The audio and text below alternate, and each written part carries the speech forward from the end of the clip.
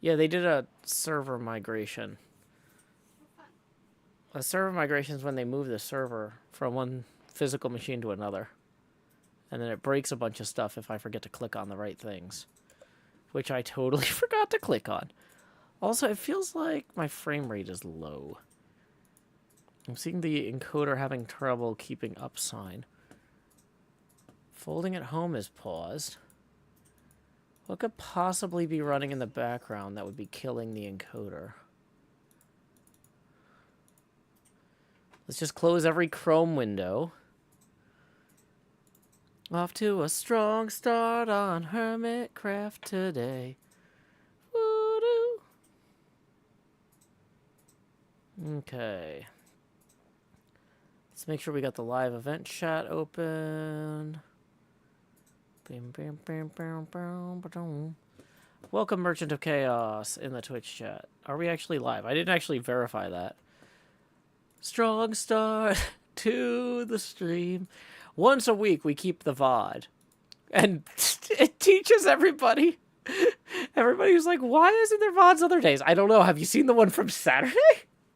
It wasn't great. You don't want more of these. I wouldn't. Okay, let's see if we can get this actually working. Oh my gosh. Okay. It's a long way to the top if you want to rock and roll. Okay, welcome Iconic Anemone, Yellow Clay, Eliotronics. Oh, this chair is caught on the rug. It's fine. Everything's fine. We're doing great. Okay. It's all according to the plan. Okay. There's no plan. Okay. So, we were supposed to go back to Hermit Holmdel after we fixed our gear. And, of course, the magic of bed sleeping took us to the wrong place. So, we've got that going for us. Goran says, hi from Haunted Mansion with Kelly. Are you guys in the queue to go on the ride, or are you actively annoying people on the ride by watching Joe Hills? Because if you're... Don't bother people. They spend a lot of money going all the way to Disney. Big Papa House says, Joe, we've been watching the Hermits all day with a lot of TCG opening. Your artwork for your heart cards is fantastic. Absolutely spot on. Thank you. I'm very proud to have worked with somebody as talented as Luigra on that. It was a lot of fun to do the art direction for those. Luigra was amazing to work with. And I'm really happy with how that turned out. Howdy to Australia, Starry Steph. Welcome, Shinlu, in the YouTube. Centauratron says, finally catching a Maryland stream again. Woo! What you know about Baltimore? What you know about Baltimore? Going into the mansion now. Bye!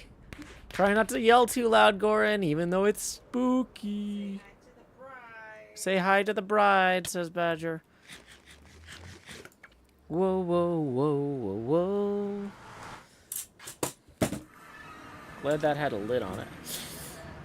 Okay, things are not organized here in Desk Town. Population me. Okay.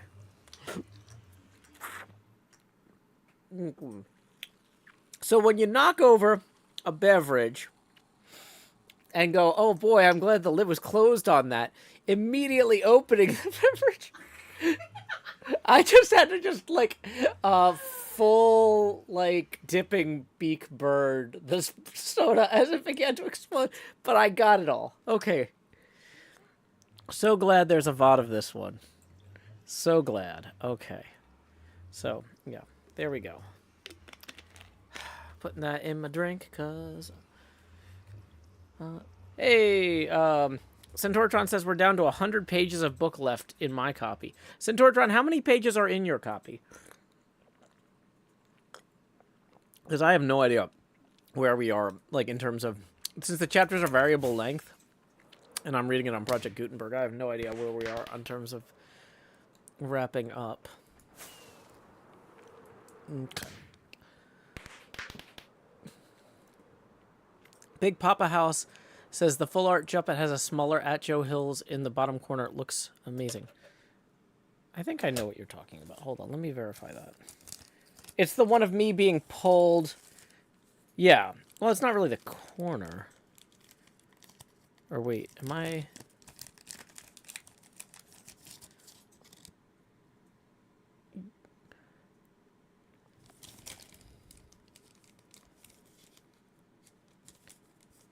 Yeah, because in both of them, I'm in kind of the... So I'm in the bottom corner of the chest on the non-full art one, but on the full art one, I'm actually kind of in the middle of the piece. Oh, that holding that up to slot 9 does not help. But yeah, I am kind of on the... I'm above the word grow, and the word grow is in the middle. That's Barrent says, Joe, are you going to end up playing D&D with Cleo and the others? Well, I don't know if you've read Song of Fire and Ice, but the others are kind of jerks. So probably not. Centortron says in their copy of Moby Dick, there's 625 pages, and we're on page 534. Wow, that's further along than I realized. Okay, but you know what? Just as a courtesy to you, specifically you... That's Barrent. I'm going to go ahead, and there is a spreadsheet for suggesting group hermit activities that I think ZF made or something. And probably nobody's ever going to look at it, but just to be a courteous streamer and to maybe make ZF feel better, I will go... I cannot find this spreadsheet. No wonder nobody ever looks at it. Hold on. I'm going to find... I am now, if there's one thing I'm committed to more than the bit, it's entering data in spreadsheets once I've told people I'm going to do it. Because I can't not do it now. That's verifiable. And I don't want to be a verifiable liar. There's probably a good portmanteau for that, like verifiable. You don't want that. Oh my gosh.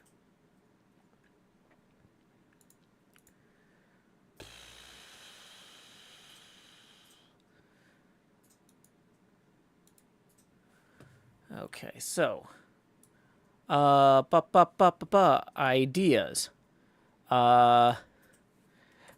D&D or other D20 one shot. Maybe fiasco. You happy? You happy now? ZF is going to see these words and not know why they're there. I'm going to open it with my initials. So it says JBH. Now ZF is going to be like, why is Joel Beanish leaving that message?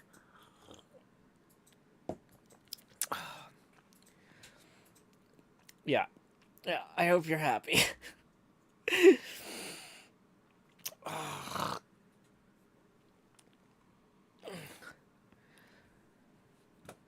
You've just been buried with bureaucracy. Well, of course I was going to meet with Mechanical, and I'd tell them that we were going to make a note of it, and that we were going to get a committee together, and maybe move forward when the time is right. It's fine. Okay, what am I actually supposed to be doing? Let's read Moby Dick and play Minecraft, instead of just messing around with spreadsheets. Okay, so what we're reading... we had... did we end on chapter 113? Or let me pull this up. The Forge was chapter 113.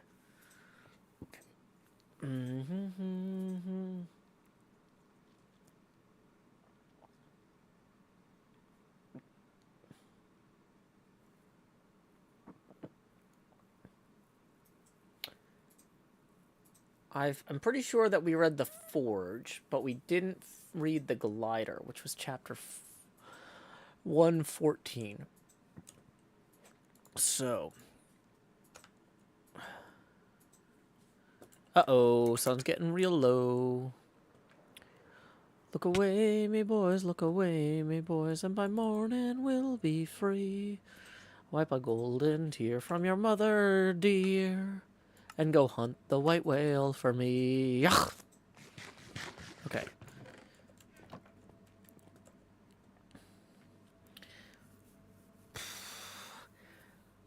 You know what I'm also going to put in ZF's ideas spreadsheet? Concept album where every song is a parody of an Irish punk song, except it's about Moby Dick. I feel like that Alaska thing we did was pretty successful. So let's just go all in on Irish punk songs and whales now. Okay. Okay.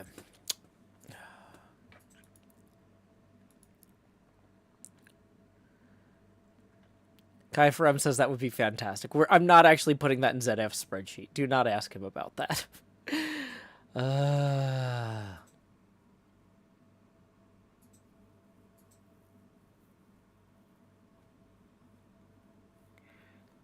Okay. Part of me wants to write up a pitch for a fiasco. No. It's like...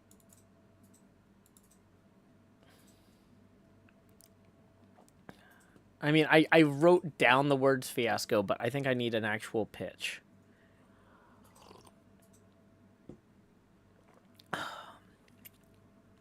Okay.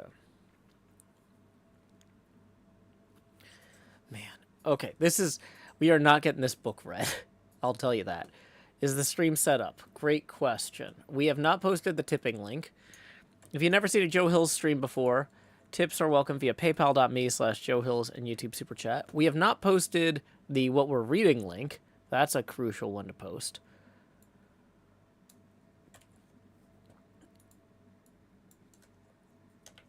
So let's go pin the what we're reading link. No, you don't write the songs. I write the songs. Look at me. Look at me. I'm the songwriter now. Okay. Pin message. Welcome, Drippy Rat, who says hello. First stream. Well, okay. If you've never seen a Joe Hills stream before, that's fine, because this is not even a normal Joe Hills stream. This is a Saturday night Joe Hills stream, and on Saturday night, we read Moby Dick, and we do really monotonous... it's really hard to read Moby Dick while doing complicated stuff in the game.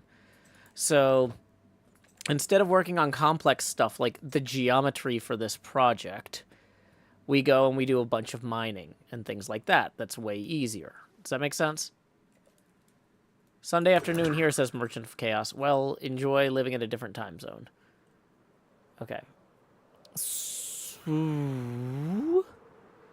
here we go. Here we go. Do-do-do-do. Do-do-do-do-do. We're gonna probably... Which of these should probably actually function as our base of operations? Probably that one, because that beacon is directly right here. Okay, great. Yeah. So we're gonna set our spawn here. What potions do I have brewing? Oh, nothing good. Awkward. Okay. So Saturday night, we do stuff that's like the grind work for the week. So like gathering materials, clearing out large areas, and then during the rest of the week, then we've got like all the stone or whatever materials we need to do the actual building and moving forward. So a lot of people go out on Saturday nights. This way they don't have to feel like they missed like a ton of really interesting decision making. You know, I want to encourage people to live life to the fullest and not feel like they have to stay in to avoid missing stuff. And I get stuff done. Okay, so what were we gonna do? We were gonna clear out this. This is not level, but it needs to be. We're also gonna read chapter 114 of Moby Dick, or The Whale by Herman Melville, The Glider. Other things, if you've never seen a Joe Hill stream before, the camera gets bigger when we hit certain tipping milestones. We are $20 away from that first face camera expansion milestone. If tips come in the middle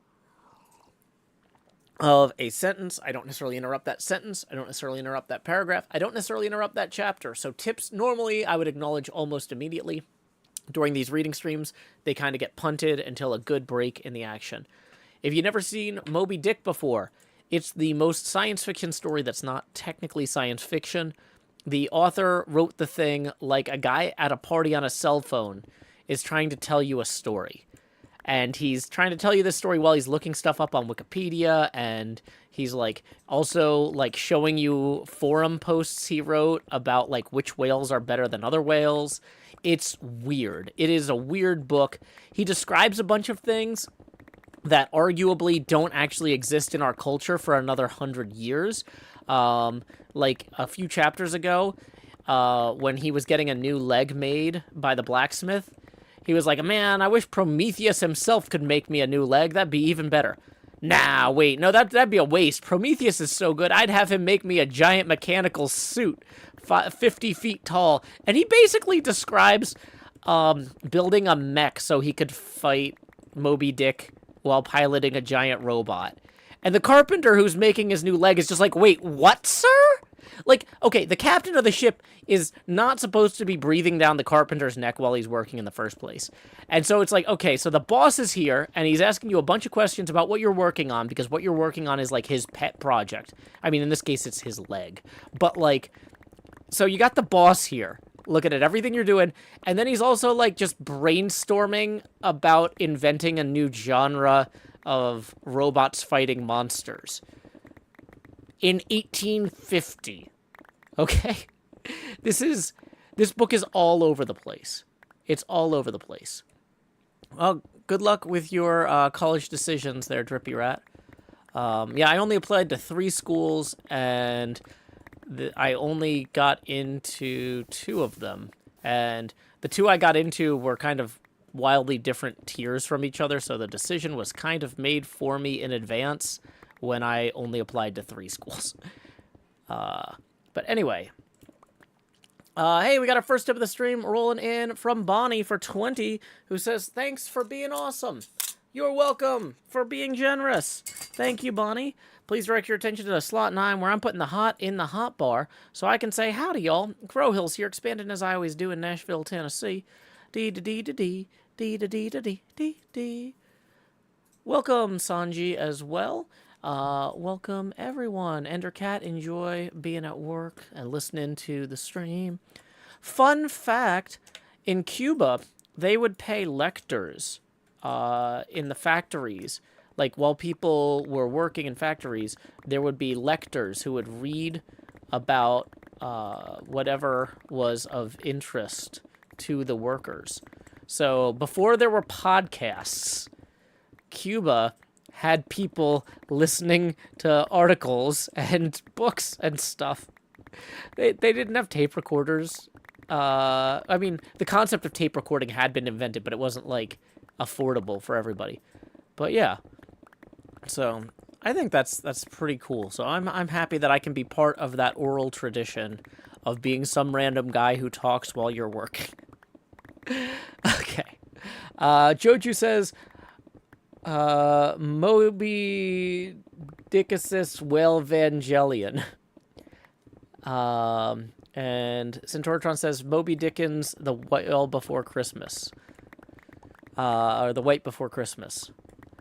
Although, yeah, white could be a ghost, W-I-G-H-T, instead of white whale. That's true. That's true.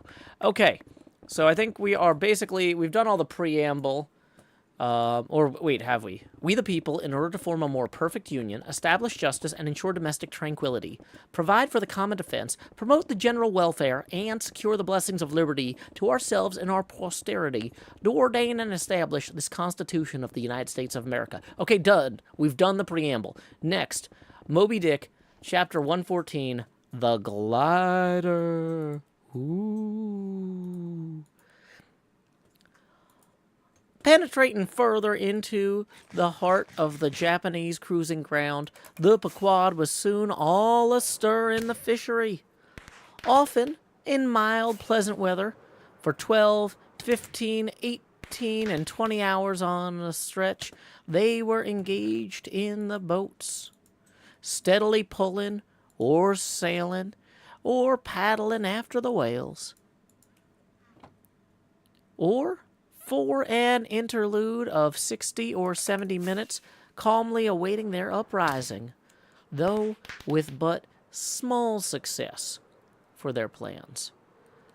At such times, under an abated sun, afloat all day upon smooth, slow, heave and swells, seated in his boat, light as a birch canoe, and so sociably mixing with the soft waves themselves that, like hearthstone cats, they purr against the gunwale. These are the times of dreamy quietude, when beholding the tranquil beauty and brilliancy of the ocean's skin, one forgets the tiger heart that pants beneath it, and would not willingly remember that this velvet paw but conceals a remorseless fang. These are the times when, in his whaleboat, the rover feels a certain filial, confident, land-like feeling toward the sea. That he regards it as so much flowery earth, and the distant ship, revealing only the tops of her masts, seems struggling forward, not through high-rolling waves, but through the tall grass of a rolling prairie, as when the western immigrants' horses only show their erected ears, while their hidden bodies widely wade through the amazing verdure. The long-drawn virgin vales, the mild blue hillsides, as over these there steals the hush, the hum, you almost swear that play-wearied children lie sleeping in these solitudes in some glad Maytime, when the flowers of the woods are plucked, and all this mixes with your most mystic mood, so that fact and fancy halfway meeting interpenetrate and form one seamless whole. Nor did such soothing scenes, however, temporarily fail of at least as temporary an effect on Ahab. But if these secret golden keys did seem to open in him his own secret golden treasuries, yet did his breath upon them prove tarnishing.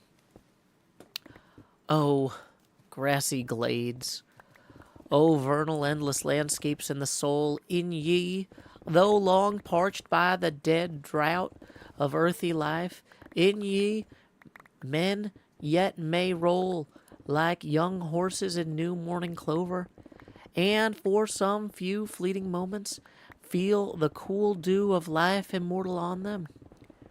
Would to God these blessed calms would last. But the mingling threads of life are woven by warp and woof. Calms crossed by storms, a storm for every calm. There is no steady, unretracing progress in this life.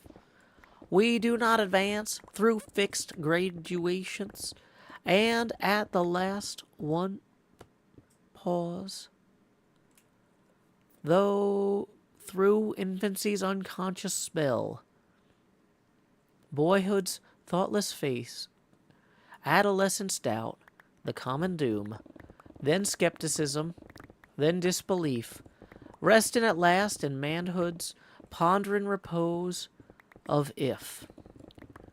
But once gone through, we trace the round again, and are infants, boys, and men, and ifs, eternally. Where lies the final harbor, whence we unmoor no more? In what rapt ether sails the world of which the weariest will never weary? Where is the foundling's father hidden? Our souls are like those orphans whose unwedded mothers die in bearing them. The secret of our paternity lies in their grave, and we must there to learn it. And that same day, too, gazing far down from his boat's side into that same golden sea, Starbuck lowly muttered, "Loveliness unfathomable, as ever lover saw in his young bride's eye, Tell me not of thy teeth-tiered sharks, and thy kidnapping cannibal ways. Let faith oust fact, let fancy oust memory. I look deep down and do believe. And Stub, fish-like, with sparkling scales, leaped up in that same golden light. I am Stub, and Stub has his history, and here Stub takes oaths that he has always been jolly. And that concludes Chapter 114 of Moby Dick, or The Whale, by Herman Melville. The Glider. Welcome, Audite, in the Twitch chat there. Welcome, Razor Randon. I am doing well. We just finished Chapter 114 of Moby Dick, or The Whale, by Herman Melville. Big Papa House, glad you and Endercat enjoyed the preamble there. What on earth is a velvet paw? He's saying that the sea is like the sea has a tiger heart, which is hidden by the calm. And he's saying that the tiger's paw could reach out at any moment and snatch them from this peaceful existence.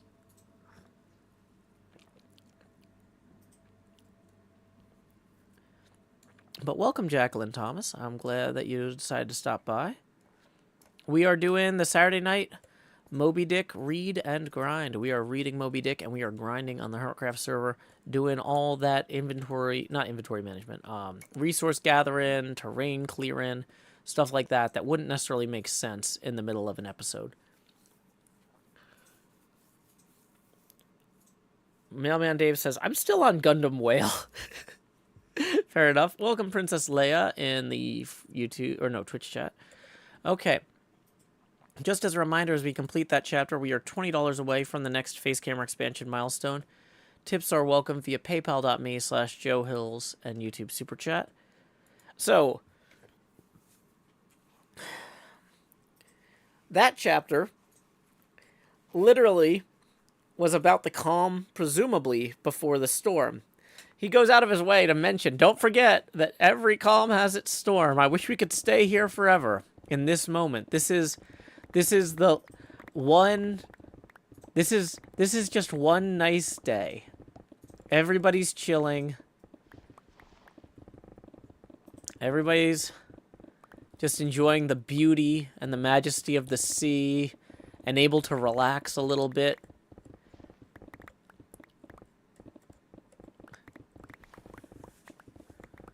So I'm sure the next chapter, everything's going to be even better, right, you guys? Right? I'm not speaking in riddles. I'm reading a novel. Hey, we got a $5 tip rolling in. Let's see who that is from. It's from Ian. Thank you, Ian. That's going to get us now 15 away from our next face camera expansion milestone. I have clocked that on the abacus. Tips are welcome via paypal.me/JoeHills and YouTube Super Chat. Alrighty. Let's see here. So we need to update our what we're reading link to point to chapter 115 and then pin that before we move on to the next chapter. Anybody else have any thoughts or insights about that chapter? I feel like this is one of those chapters that didn't jump out at me on my first reading a decade ago. And it's not really jumping out at me now. But I've learned that Melville usually is doing something, even if I'm not paying attention to what he's doing. So I am curious. Is the point of this... I think maybe to some degree, the next few chapters might be so bad that he's worried his audience might not believe that anyone would ever choose to go to sea. And so he's reminding people that there is a beauty in it. It's not just a job. It is, to some people, a calling, you know?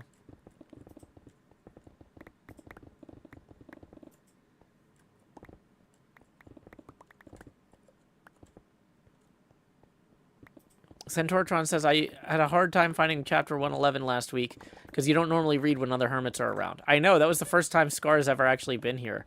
I think that's the first time I've ever read Moby Dick to another hermit.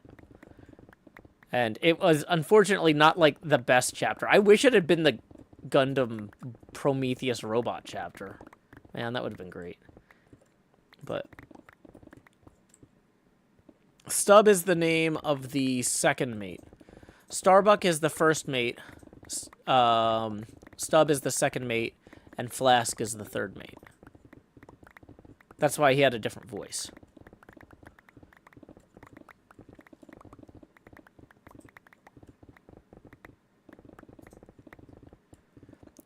Mind of Me says, it also builds up a contrary theme of man with nature as opposed to the core theme of man versus nature and of man versus self. Ah, good point. Yeah, because that's the thing is, to some degree, they're all caught up in Ahab's storm. Like, if it wasn't for Ahab's obsession, they could have days like this all the time. Not every day. I mean, some days they have to work really hard because it is, you know, we've read a lot of chapters about, that's the other thing too, is to keep in mind that right before this chapter, there were a whole bunch of chapters about how hard all the work is.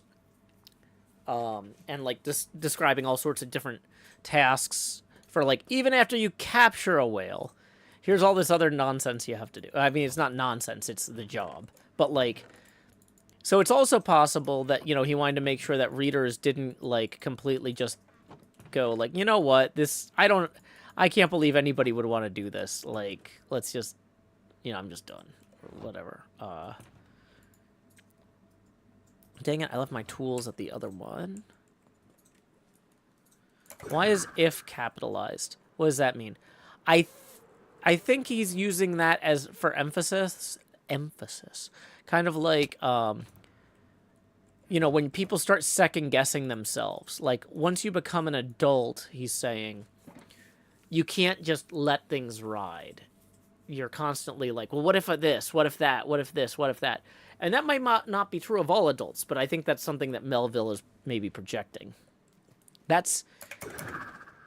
He's saying that, like, the question of if plagues people. The consideration of their choices. Okay. So, I think we are ready to move on to the next chapter, chapter 115 of Moby Dick, or the Whale, by Herman Melville. The Pequod meets the Bachelor. Bum, bum, bum. And jolly enough were the sights and the sounds that came bearing down before the wind, few weeks after Ahab's harpoon had been welded.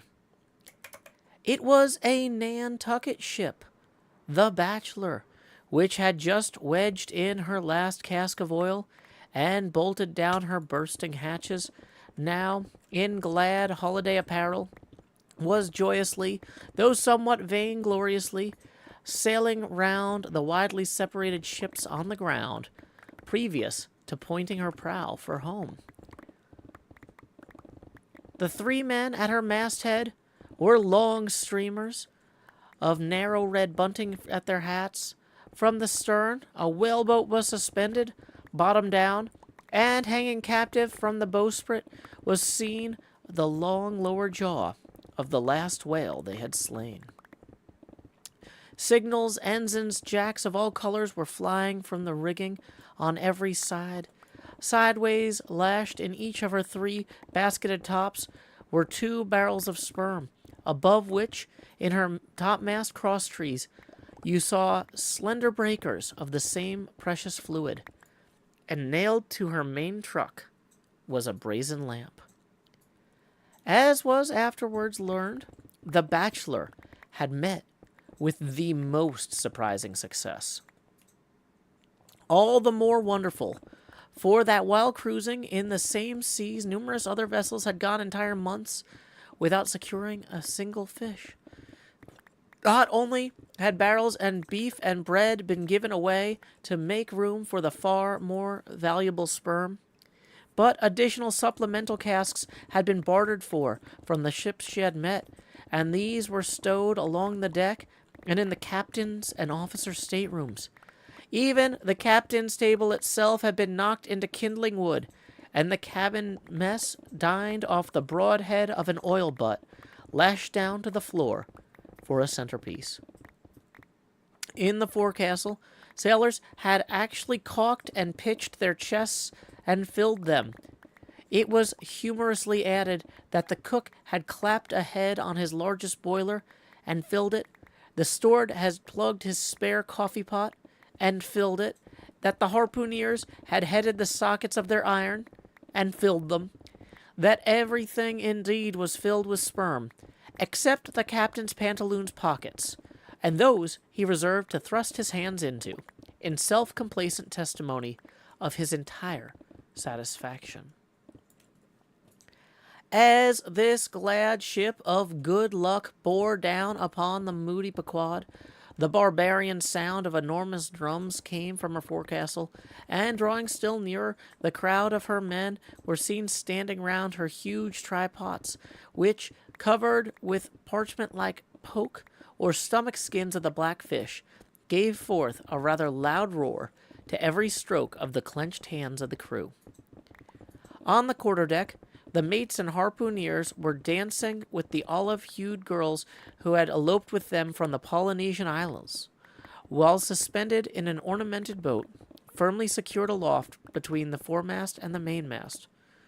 3 Long Island African Americans, with glittering fiddle bows of whale ivory, were presiding over this hilarious jig. Meanwhile, others of the ship's company were tumultuously busy at the masonry of the try-works, from which the huge pots had been removed. You would have almost thought they were pulling down the cursed Bastille, such wild cries they raised, as the now useless brick and mortar were being hurled into the sea. Lord and master over all this scene, the captain stood erect on the ship's elevated quarterdeck, so that the whole rejoicing drama was in full before him, and seemed merely contrived for his own individual diversion. And Ahab, he too was standing on his quarterdeck, shaggy and black, with a stubborn gloom, and as the 2 ships crossed each other's wakes, one all jubilations for things past, and the other all forebodings for things to come, their 2 captains impersonated the whole striking contrast of the scene.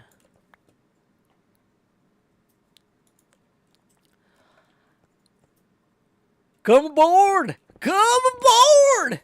cried the gay bachelor's commander, lifting a glass and a bottle in the air. "Hast seen the white whale?" gritted Ahab in reply.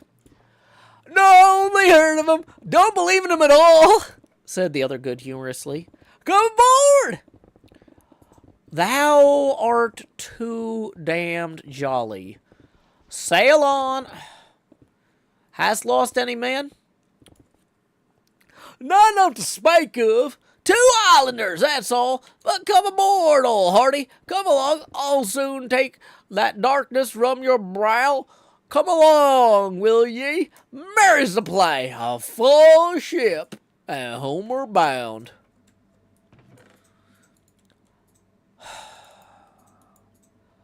"How wondrous familiar is a fool," muttered Ahab. Then aloud, "Thou art a full ship and homeward bound, thou sayest? Well then, call me an empty ship and outward bound. So go thy ways, and I will mine. Forward there, set all sail, keep her to the wind." And thus, while one ship went cheerily before the breeze, the other stubbornly fought against it, and so, the two vessels parted.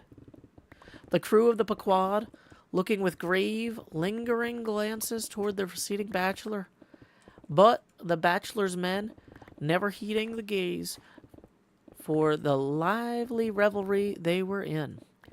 And as Ahab, leaning over the taffrail, eyed the homeward-bound craft, he took from his pocket a small vial of sand, and then, looking from the ship to the vial, seemed thereby bringing two remote associations together, for that vial was filled with Nantucket soundings. And this concludes Chapter 15 of Moby Dick, or The Whale, by Herman Melville. So here we see another scene. This one less serene, more joyful, more jubilant, more partying. But another option, another path for the Pequod.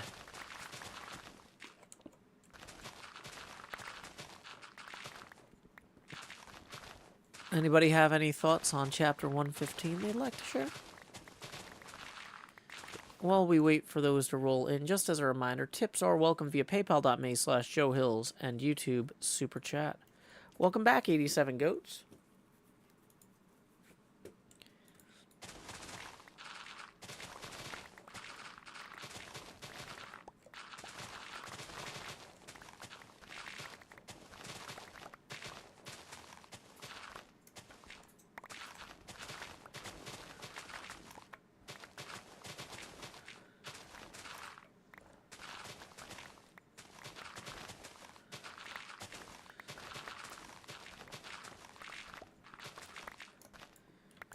Yeah, I really need to do some looking into the economics of exactly how much, like, 1 ounce of sperm whale oil was worth. Because, like, you know, the way they're talking here, like, it's supposed to be kind of a joke, but I think it's also supposed to kind of not be. You know what I mean? It's one of those things like, you know, if you went on an expedition to find gold, and you found, like, enough gold plates and stuff that you could toss your mess kits and your canteens, replace them with golden flasks. Like, you know, they're getting rid of the masonry of the try-works so they can get home faster. You know, to cut weight because they've got so much whale oil on board. I mean, I'm sure rebuilding a new try-works isn't cheap, but also, you know, coming home with that much of a haul early, you know, they were, it's one of those things where it's like, you know, it mentions that they were trading away their food. It's not that they were trading away the food they needed to get home. It's that, like, they were outfitted for a 3-year voyage, usually, I think. Like, most of these whaling voyages were 2 to 3 years. And so, and they would pack enough dried food and smoked meat and all that stuff for 2 to 3 years. And so the idea is that if they're done, like, 6 months early, you know, they're getting rid of the barrels full of food, or trading away barrels full of food for empty barrels to other ships, so that they can, you know, bring home this huge haul.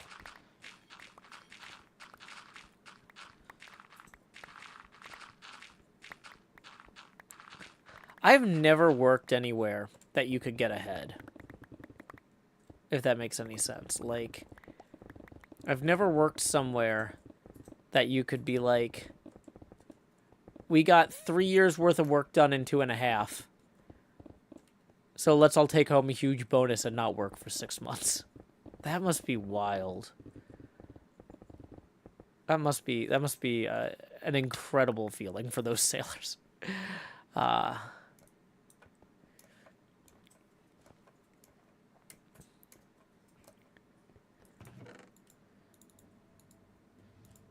Dun, dun, dun, dun, dun, dun.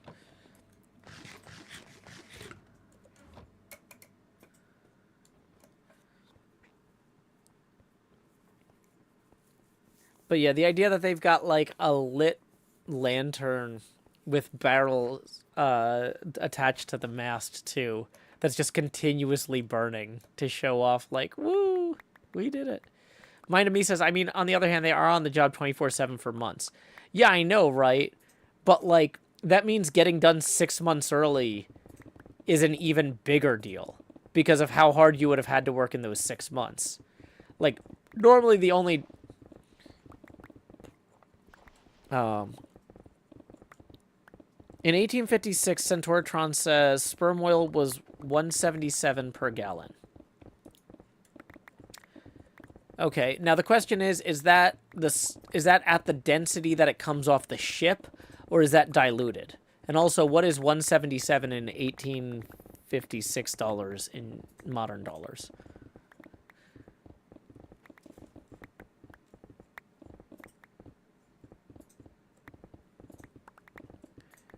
$87 goats. You know, if you want a signed Beetlejuice card, if you have a Beetlejuice card, I'm happy to sign it. I go to events all the time. PlayOnCon and Tennessee Game Days are coming up. PlayOnCon's July 3rd through 6th in Columbiana, Alabama. Tennessee Game Days spring is March 28th through 30th at the Franklin Cool Springs Marriott here in Tennessee.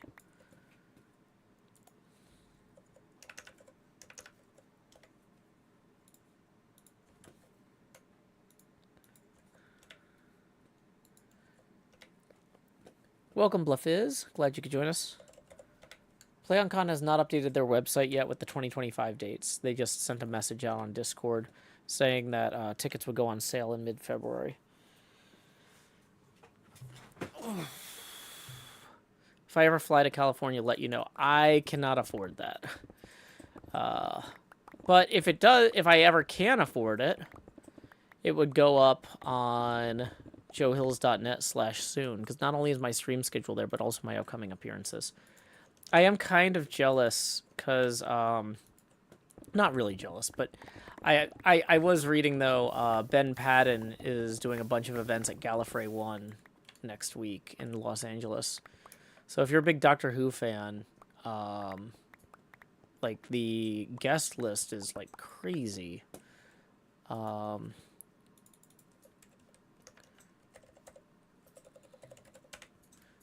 Yeah, February 14th through 16th is Gallifrey 1. They've got Colin Baker, Sylvester McCoy, Jenna Coleman, Catherine Tate, Stephen Moffat, Julie Gardner, Joel Collins, Louise Jameson, Katie Manning, and then the list has, like, 20 more guests, like, people who have been on Doctor Who but weren't, like, quite as big a deal. But, like, yeah.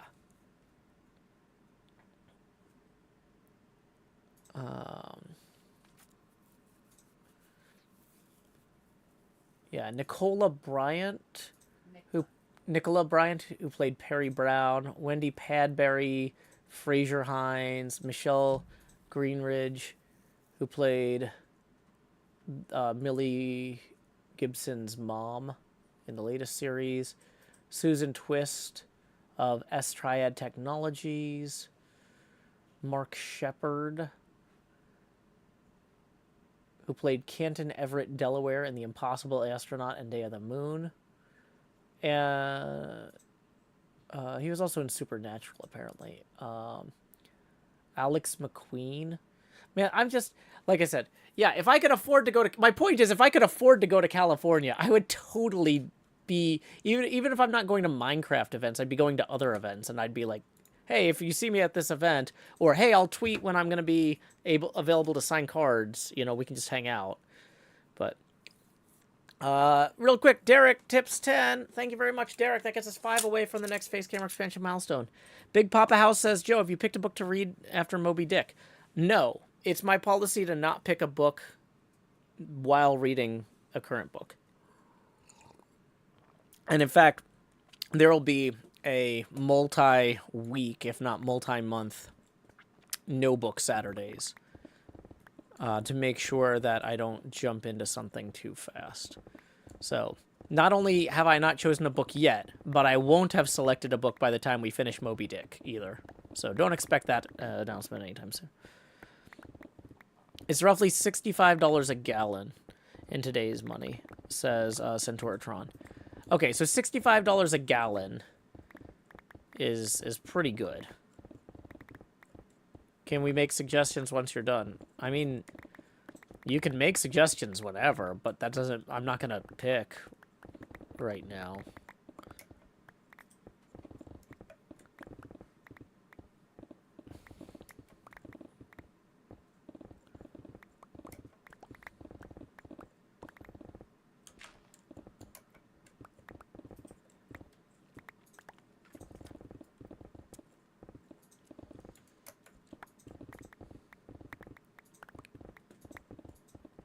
Okay.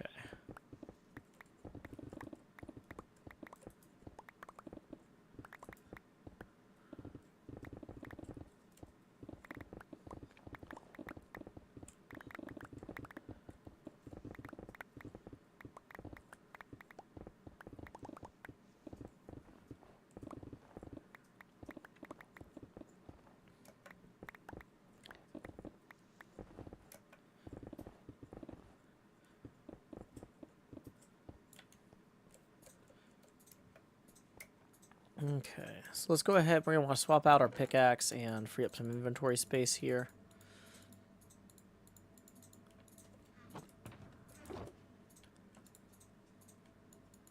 Silk Touch Efficiency 5.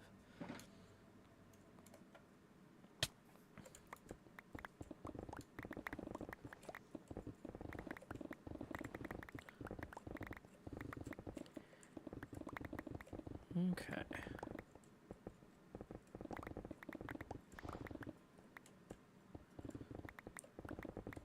Hamba48 says, for perspective, regular oil is about $4 per gallon right now. Fair enough. I'm assuming you mean crude oil? When you say regular oil, like, what's the most regular oil? Olive oil? Crude oil? I'm assuming it's probably not sunflower oil. Heating oil. So you mean kerosene?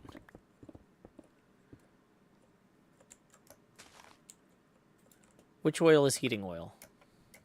I think that's kerosene, right?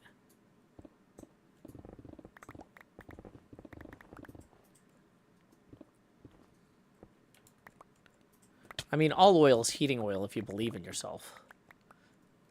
And you can get it hot enough.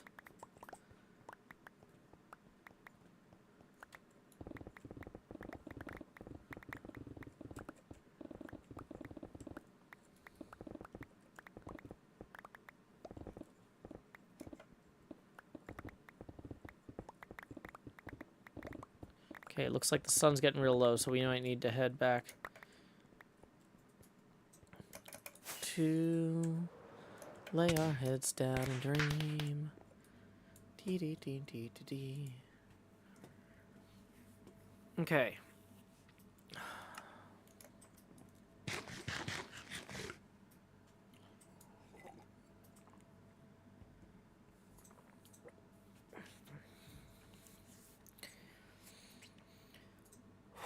Time to stretch.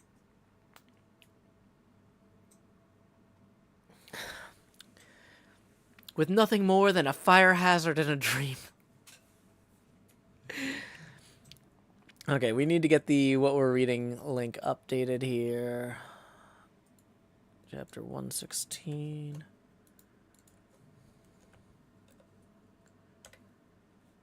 And we're going to pin that in the Twitch chat. Manually unpinned at the end of the stream.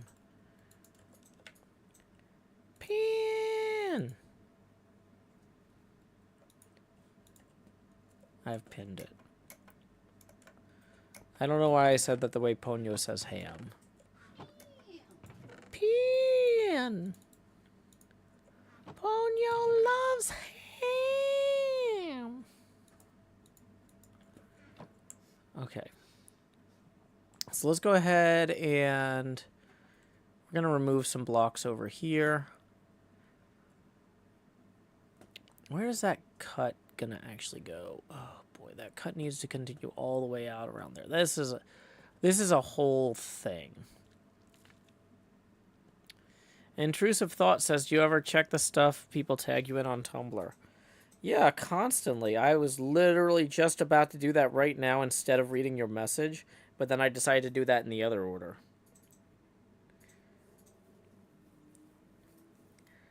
So yeah, Poa Levian says, the one and only time I tuned into a Joe Hill stream, I didn't realize it had started.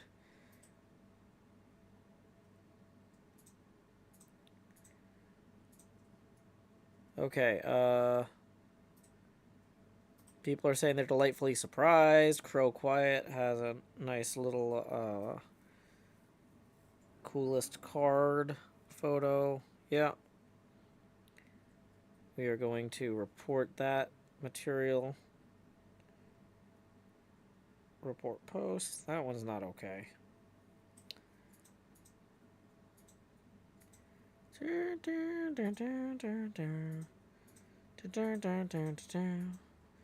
Yeah, okay. All good.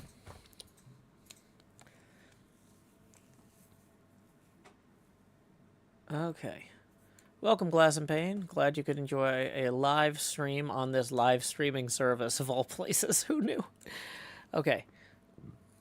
So the last two chapters have been kind of upbeat. This next chapter might be a little bit less upbeat. It's called Chapter 116 of Moby Dick, or The Whale, by Herman Melville. The Dying Whale.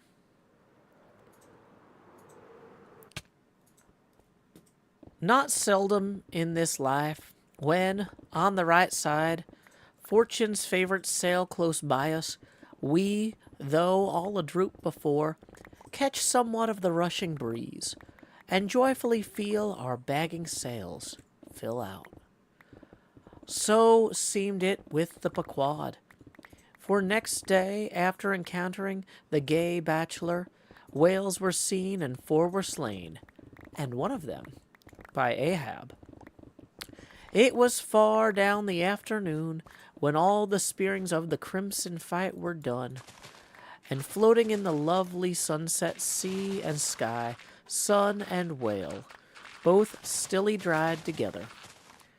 Then such a sweetness, and such plaintiveness, such enwreathing orisons curled up in the rosy air, that it almost seemed as if far over from the deep green convent valleys of the Manila Isles, the Spanish land breeze, wantonly turned sailor, had gone to sea, freighted with these vesper hymns.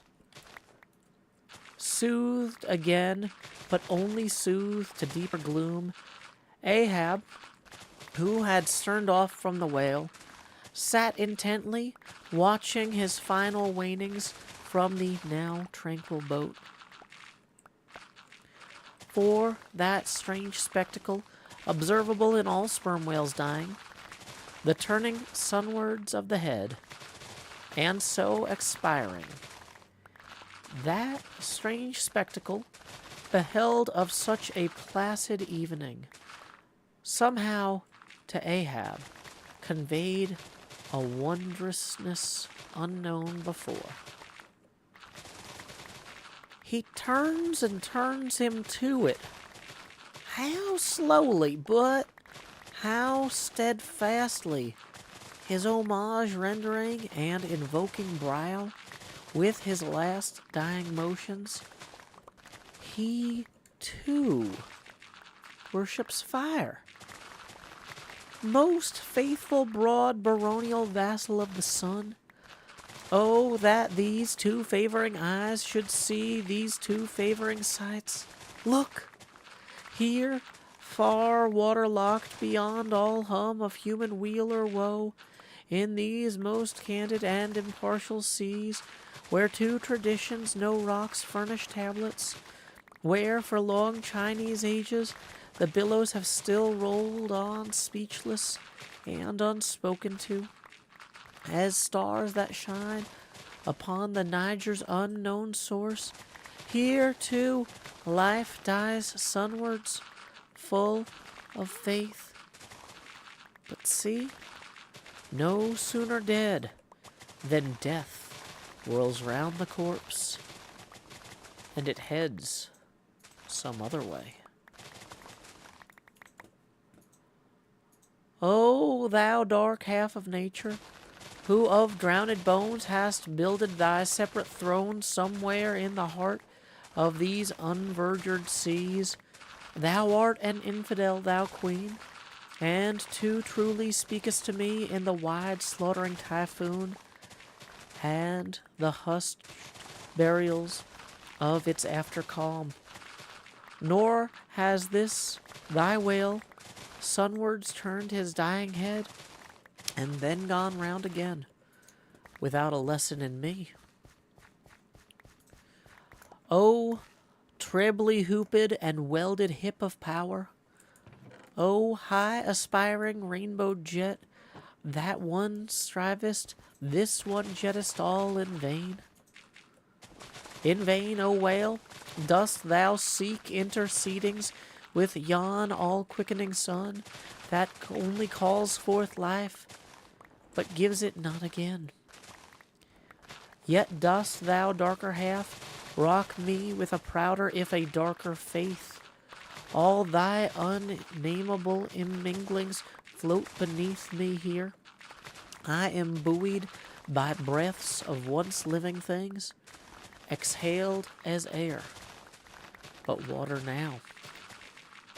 Then hail forever, hail, O sea, whose eternal tossings the wild fowl finds his only rest. Born of earth, yet suckled by the sea, though hill and valley mothered me, ye billows are my foster brothers.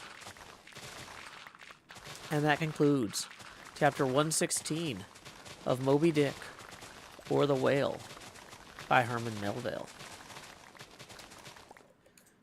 Okay. We are making some good progress on our dig here. Hewing into the landscape, hewing into the landscape, hewing into the landscape. On HermitCraft Season 10. On HermitCraft Season 10. On HermitCraft Season 10. Alrighty. If anybody is enjoying this reading, just as a reminder, this is a viewer-supported stream, and tips make it possible. Tips are welcome via paypal.me/JoeHills and YouTube Super Chat. Okay.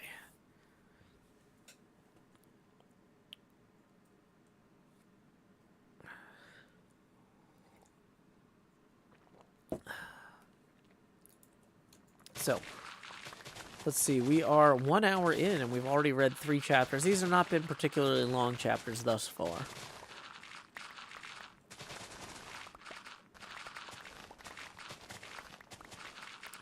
So we definitely have time for more. I'm not sure if the chapters are about to start getting longer, though. Let me just scroll ahead for a minute here. Once we get a full inventory. There's no sense turning back to... In the same way that the gay bachelor needed all of those barrels full, we too need to fill our inventory.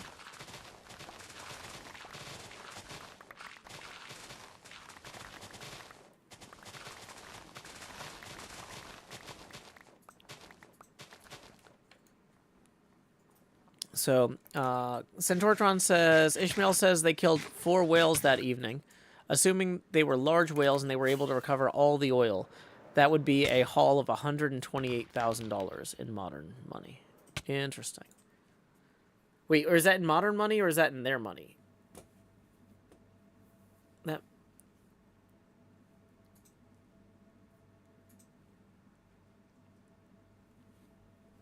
Yeah, wait. 500 gallons per whale. And back then it was $177 a gallon. So, yeah, okay. Still, big day for the Pequod.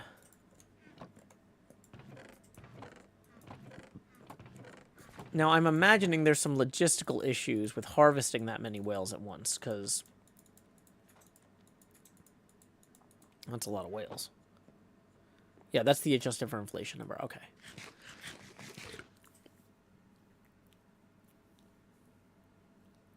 Yeah, and how many souls are aboard? Is it about 40 or 60?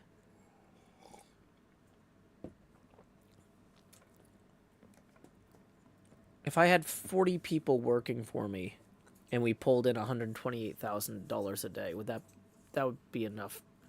Oh, that would be easily enough to support that many people's salaries and benefits and stuff. Yeah, that's a pretty good day. I mean, they don't always have days like that, but that's a pretty solid day. Fair enough. Okay. So let's go ahead and yeah, this next chapter, chapter 117, the Whale Watch, is not too long. So why don't we go ahead and update the what we're reading link here with 117.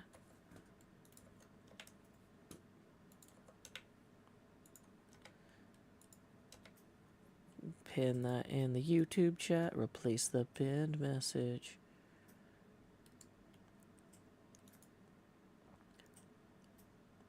Yeah, so there's four harpoon boats on the Pequod, with 3 harpooneers and then Ahab acting as like a 4th harpooneer on his own vessel or on his own small boat. So presumably all 3 boats lowered, and instead of all chasing the same whale, there was a group of them and they split off and each took one.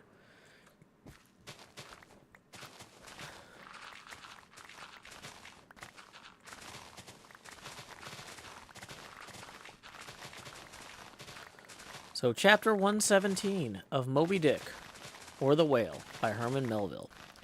The Whale Watch.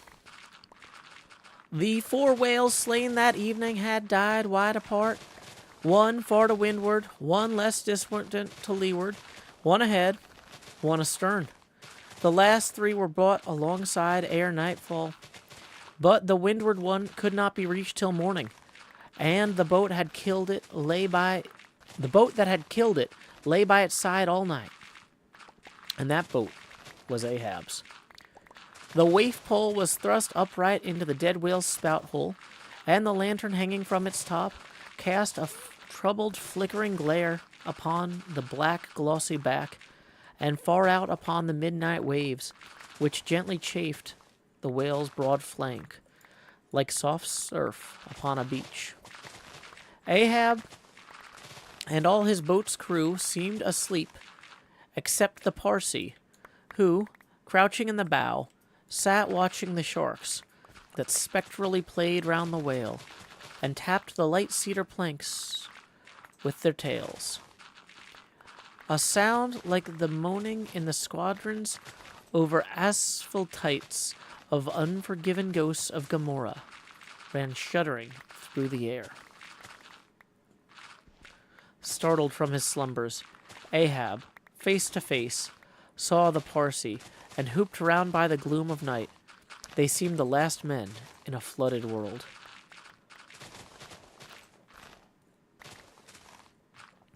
"I have dreamed it again," said he. "Of the hearses, have I not said, old man, that neither hearse nor coffin can be thine?" "And who are hearsed that die on the sea?" "But I said, old man, that ere thou couldst die on this voyage, 2 hearses must verily be seen by thee out on the sea. The first, not made by mortal hands, and the visible wood of the last one must be grown in America." Aye, a strange sight that, Parsee. A hearse and its plumes floating over the ocean, with the waves for pallbearers. Such a sight we shall not see. "Believe it or not, thou canst not die till it be seen, old man." "And what wast thou saying about thyself?" "Though it should come to the last, I shall still go before thee, thy pilot." "And when thou art so gone before, if that ever befall, then ere I can follow, thou must still appear to me. To pilot me still? Was it not so? Well then, did I believe all you say, oh my pilot?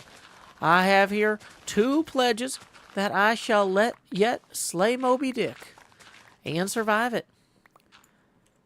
Take another pledge, old man, said the Parsee. His face lighted up like fireflies in the gloom. Hemp only can kill thee. The gallows, you mean? Well, I am immortal then on land and sea, cried Ahab, with a laugh of derision. Immortal on land and sea. Both were silent again, as one man. The gray dawn came on, and the slumbering crew arose from the boat's bottom, and ere noon, the dead whale was brought to the ship. And that concludes chapter 117 of Moby Dick, or The Whale, by Herman Melville. Centauratron says, this is the most in-depth I've gotten into a book that isn't about Greek mythology. Well, hey, it's good to discover new interests. I'm glad that this is appealing to you in some way. Let's go ahead and clean all this up. Harvesting all the rocks. Making a lot of inventory blocks. Yeah. Probably need to go get a new shovel. If I built a home, it would be a hovel. Or if I built a telescope, it'd be a Hubble. Let's, where did I lose my trident? Oh, no. And my rockets. I was like, it seems like I have more inventory slots than I should.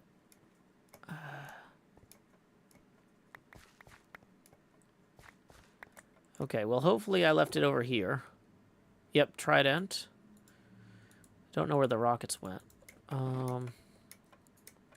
We can grab more, though. Da da da da da. Da da da da da da da da da da. Bum ba da da da da da da da da. Okay. Well, let's go look for the rockets over here.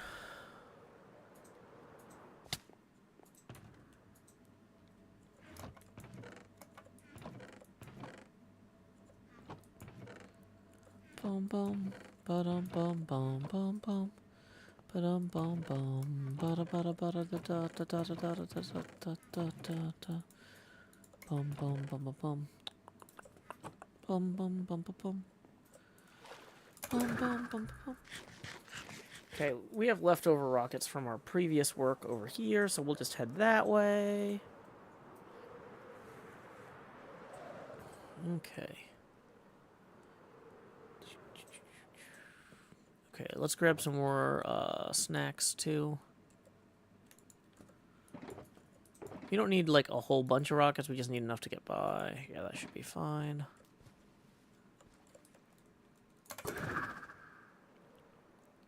Well, we're definitely clearing this some.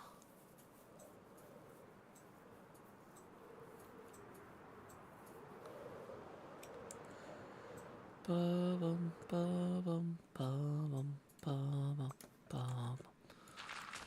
Ba-bum, ba-bum, ba-bum.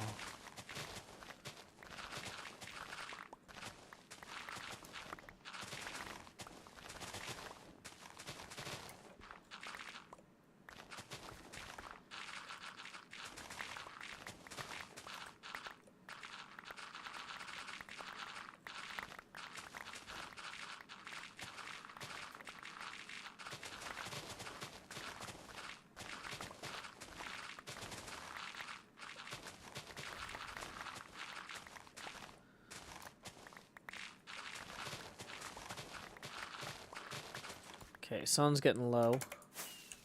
Yippee-ti-ya, Joe, yippee-ti-ya, what?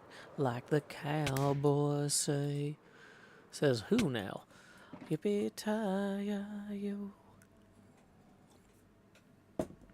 Come the break of day.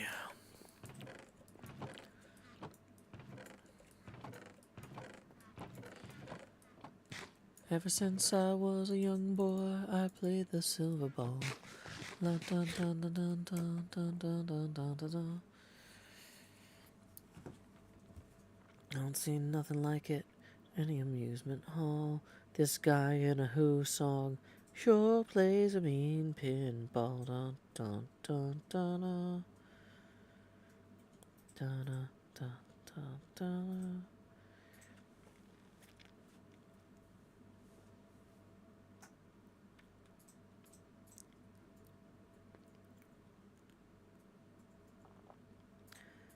Okay, so let's go ahead and update the what we're reading. Chapter 118 doesn't seem too long. The quadrant. So we're going to update our what we're reading pin. And we are just flying through like the glider. Moby Dick, here we go. Place pin message. Okay. So just for reference too, chapter 118 out of 135, and then an epilogue.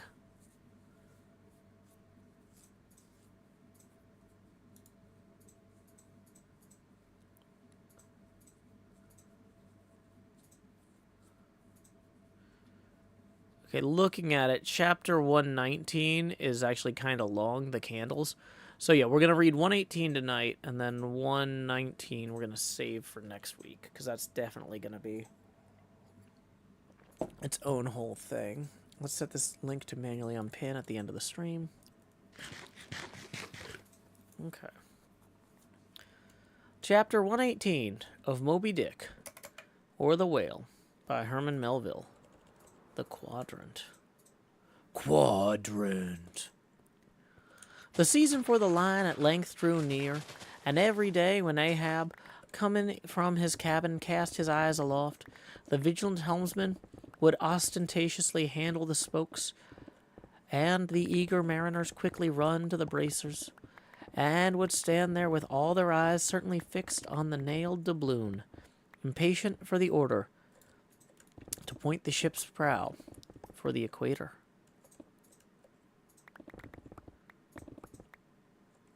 In good time, the order came. It was hard upon high noon, and Ahab, seated in the bows of his high-hoisted boat, was about taking his wonted daily observation of the sun to determine his latitude. Now, in the Japanese Sea, the days in summer are as freshets of effulgences. That unblinkingly vivid Japanese sun seems the blazing focus of the glassy ocean's immeasurable burning glass. The sky looks lacquered. Clouds, there are none. And the horizon floats. And this nakedness of unrelieved radiance is as the unsufferable splendors of God's throne. Well that Ahab's quadrant was furnished with colored glasses, through which to take the sight of that solar fire. So, swinging his seated form to the roll of the ship, and with his astrological-looking instrument placed to his eye, he remained in that posture for some moments to catch the precise instant when the sun should gain its precise meridian. Meantime, while his whole attention was absorbed, the Parsee was kneeling beneath him on the ship's deck, and with face thrown up like Ahab's, was eyeing the same sun with him. Only the lids of his eyes half hooded their orbs, and his wild face was subdued to an earthly passionlessness. At length, the desired observation was taken, and with his pencil upon his ivory leg, Ahab soon calculated what his latitude must be. at this precise instant. Then, falling into a moment's reverie, he again looked up toward the sun and murmured to himself, "Thou sea mark, thou high and mighty pilot, thou tellest me truly where I am, but canst thou cast the least hint where I shall be? Or canst thou tell me where some other thing besides me is this moment living? Where is Moby Dick? This instant thou must be eyeing him. These eyes of mine look into that very eye which is even now beholding him. Aye, and into that eye that is even now equally beholding the objects on the unknown thither side of thee, thou sun." Then, gazing at his quadrant, and handling, one after the other, its numerous cabalistical contrivances, he pondered again, and muttered, "Foolish toys, baby's plaything of haughty contrivance, of haughty admirals, commodores, and captains.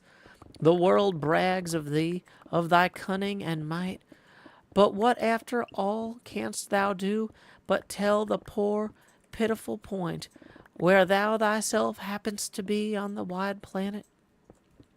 And the hand that holds thee?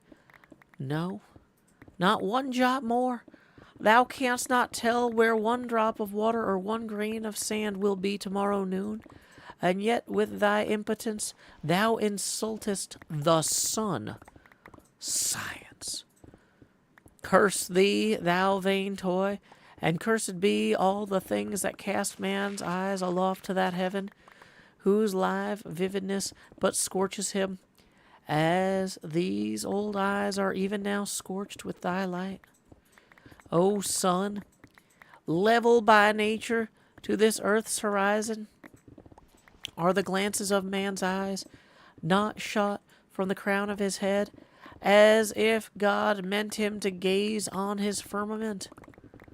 Curse thee, thou quadrant," dashing it to the deck. "No longer will I guide my earthly way by thee. The level ship's compass and the level dead reckoning by log and line, these shall conduct me and show me my place on the sea. Aye, lighting from the boat to the deck, thus I trample on thee, thing that feebly pointest on high. Thus I split and destroy thee." As the frantic old man spoke, and thus trampled with his live and dead feet, a sneering triumph that seemed meant for Ahab, and a fatalistic despair that seemed meant for himself, these passed over the motionless Parsi's face.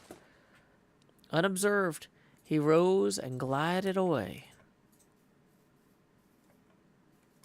while, awestruck by the aspect of their commander,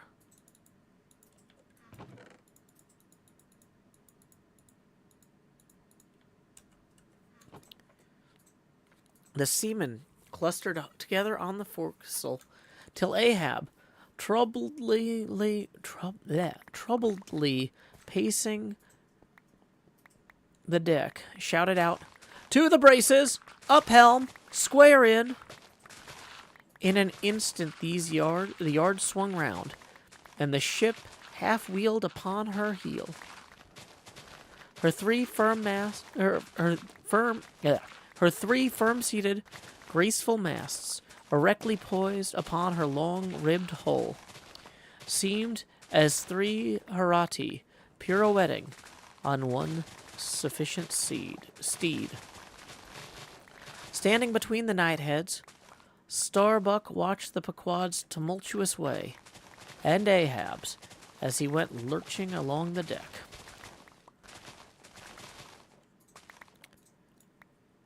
"I have sat before the dense coal fire and watched it all aglow, full of its tormented flaming life, and I have seen it wane at last, down to the dumbest dust.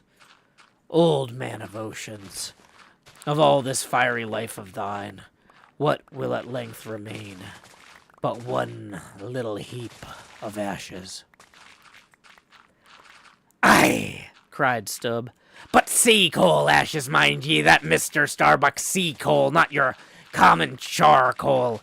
Well, well, I heard Ahab mutter, here someone thrusts these cards into these old hands of mine, swears I must play them, and no others. And damn me, Ahab, but thou actest right. Live in the game, and die in it. And thus concludes Chapter 118 of Moby Dick, or The Whale, by Herman Melville. The Quadrant. Okay. I'm not going to give Centauratron more homework, but I am wondering how much a quadrant cost in 1986 money. I'm assuming that device, they talk about how admirals and captains are proud to own one. So I'm assuming they're not cheap, because they have to have a lens that can view the sun, but dampen it sufficiently. So it's basically got welder's goggles, on it. Or eclipse glasses material. Which, at that time, might not have been cheap. Vidmaster7 says howdy, folks, and Magic7 says clap. Any other 7s here? How you doing?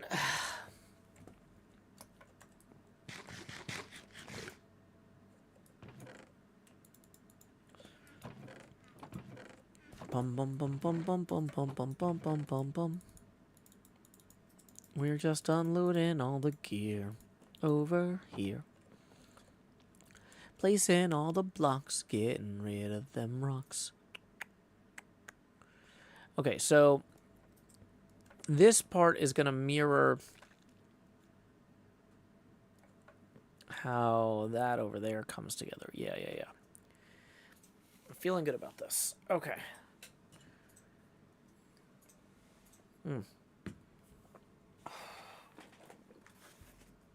Let's pour some more soda into the glass. Let's mix a drink. Have a little class. Okay. There we go. Bum, bum, bum.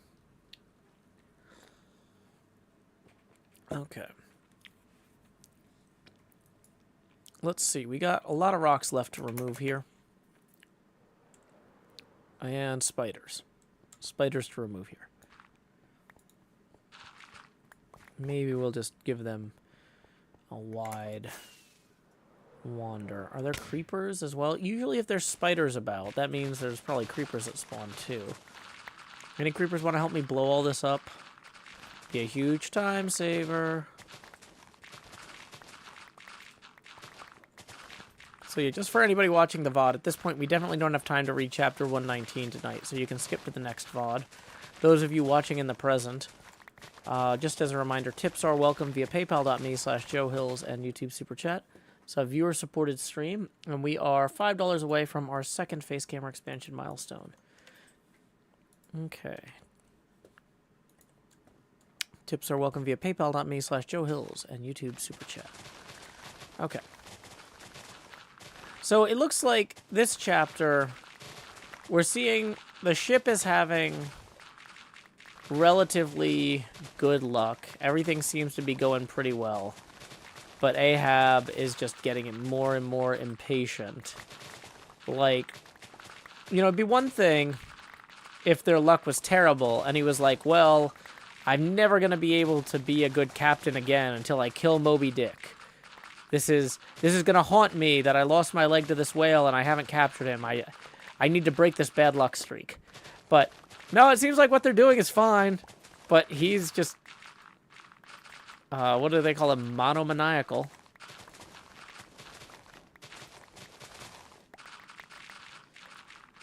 Centauratron says, one moment. I'm unfortunately not seeing a price listed for a quadrant in the 1850s. Well, thank you anyway, Centauratron. I was kind of joking. I didn't really I was curious, but yeah. If you had found out, I would not be mad, but I did not expect you to actually go find out.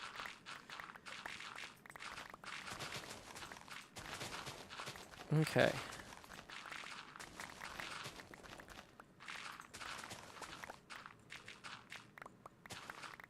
Look at that. We're just hewing away this mountainside.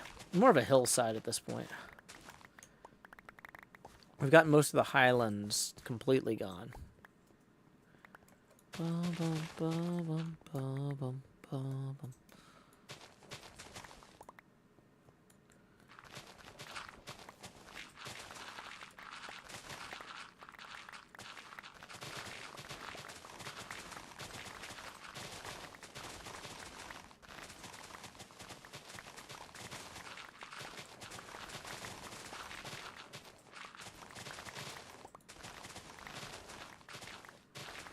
Welcome, Skyreal and Elwyn. Glad you could join us. Hope you're doing well. We're just kind of having a chill final half hour of the stream here. We just read like 6 chapters of Moby Dick. And the next chapter, though, is super long, so we don't have time to read it. This is one of those books where sometimes a chapter will be 5 minutes, and sometimes a chapter will be 2 hours. So, yeah, we are done reading for the night. But, yeah, you're welcome to hang out with me while I do some mining and crafting. Probably not too much crafting. Mostly just harvesting materials. Clearing stuff out over here.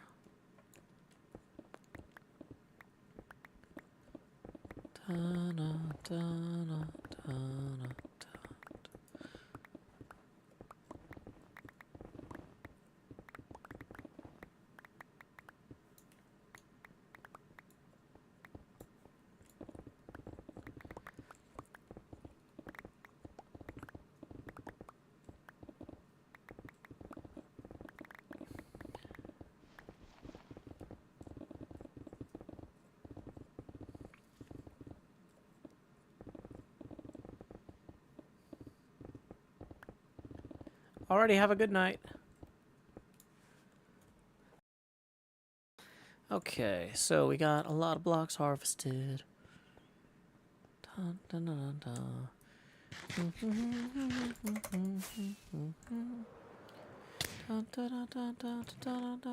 dun.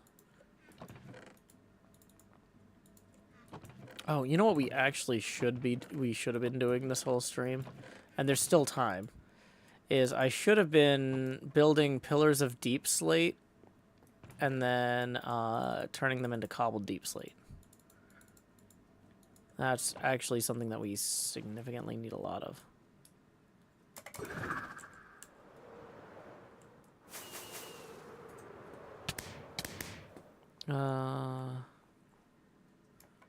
Where did I leave the box of tools? It was not in this one, so it was probably in the next one.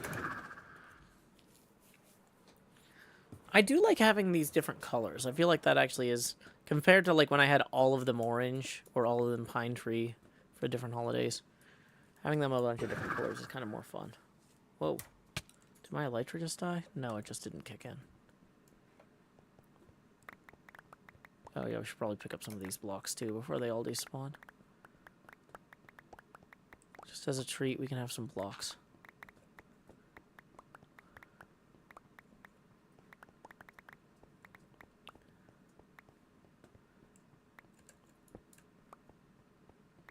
Hey, Gusty Gale. Yeah, we actually read several chapters already, and the next chapter's too long to keep reading. So yeah, we are going to do chapter 119, The Candles, next week. Welcome, Mia. Mamma Mia.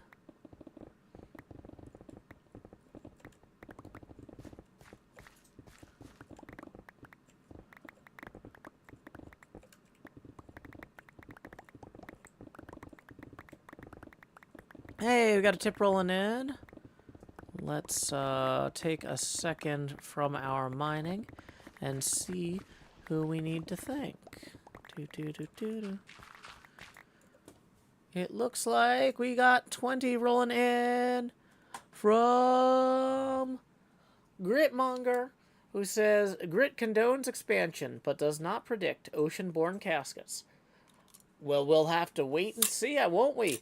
That gets us now 15 past our next face camera expansion milestone. Please direct your attention down here to the lower left, because we're about to say expand Joe. Do do do do. Boy, that hair is inconvenient. Let's I'm just dropping stuff everywhere. Okay, okay, there we go. Bum bum bum. Chat, do we have whale sign? They actually just they just harvested 4 whales. 4 whales.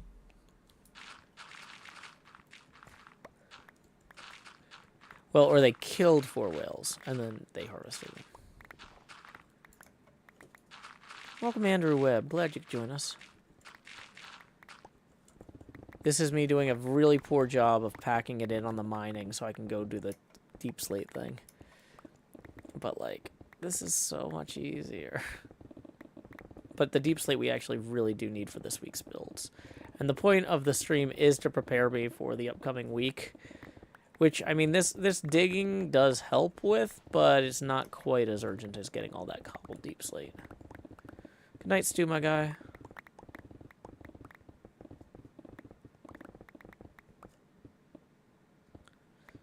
Da-da, da-da.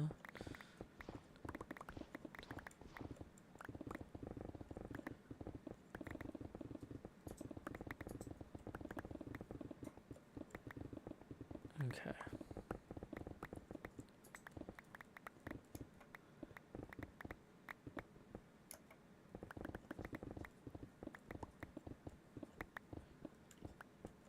I mean, also this stuff looks better in time-lapse if I make a time-lapse.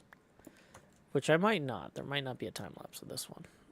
I don't know if I'm going to need it.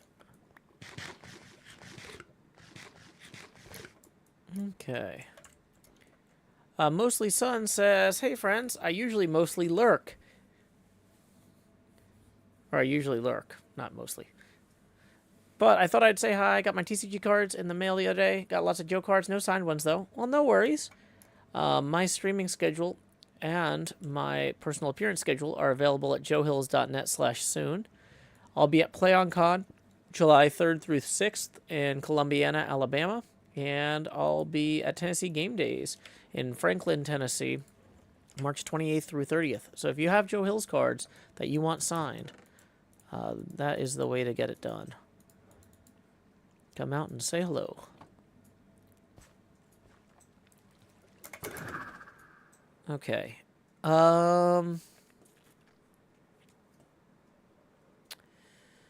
Okay. So we do actually need to go do the deep slate thing. Let's do the deep slate thing. It feels like we didn't do too much digging, but that's definitely further back than it was. So, and it's definitely lower. Okay, so gonna roll over here and place that. We're gonna grab, we need a non-silk touch pick. Fortune 3, efficiency 5. Great. And then we need to grab the slate. That's really deep.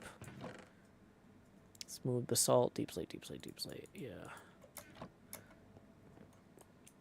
Deep slate, deep slate, deep slate. I need a lot of that. Da da da da da da da da da.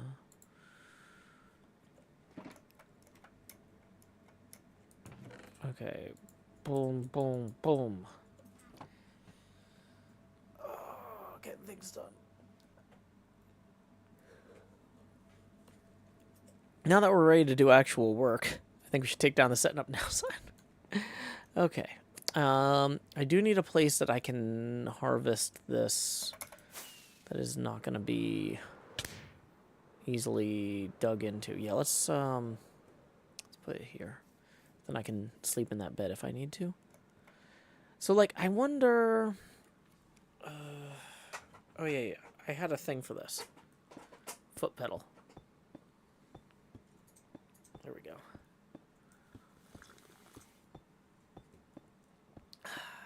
See? Foot pedal on the space bar. Hand on the mouse. chilling.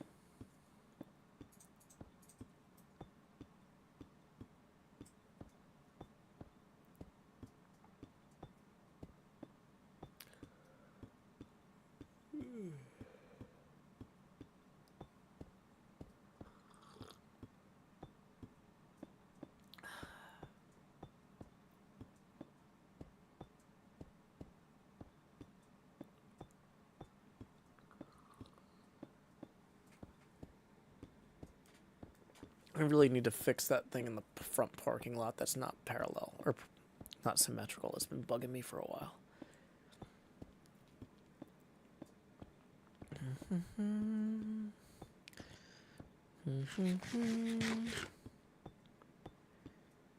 Bum bum bum bum bum bum bum. Bum ba dum ba dum bum. We're going up. All the way up.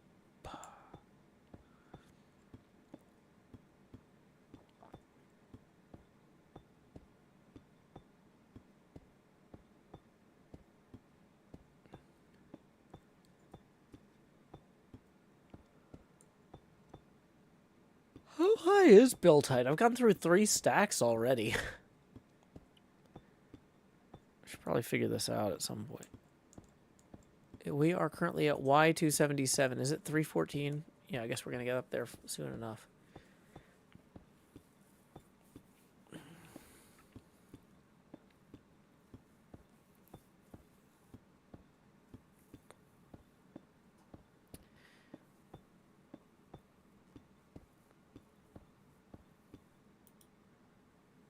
Okay, so 4 stacks precisely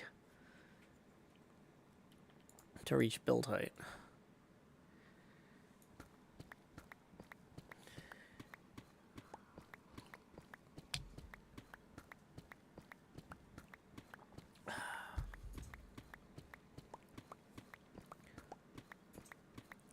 From that particular Y level. We just absolutely nailed picking where to stand when we got started on that.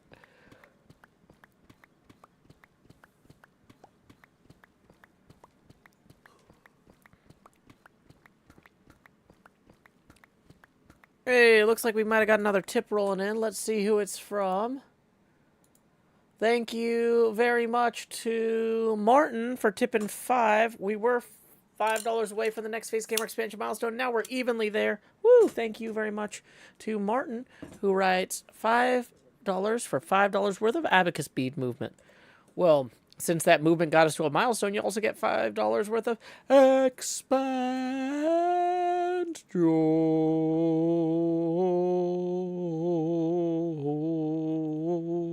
Oh, bum, bum, bum, bum, bum, bum, bum, bum.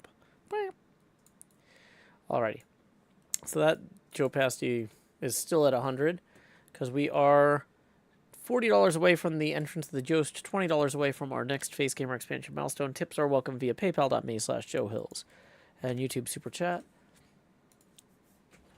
Okay.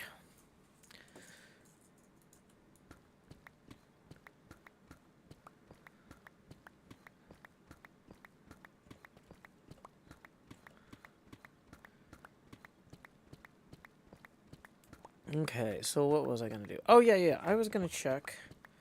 And let's see, we got about 15 minutes left in the stream. Is there anything exciting going on in the world of gaming news? I haven't checked that. We've been pretty busy today.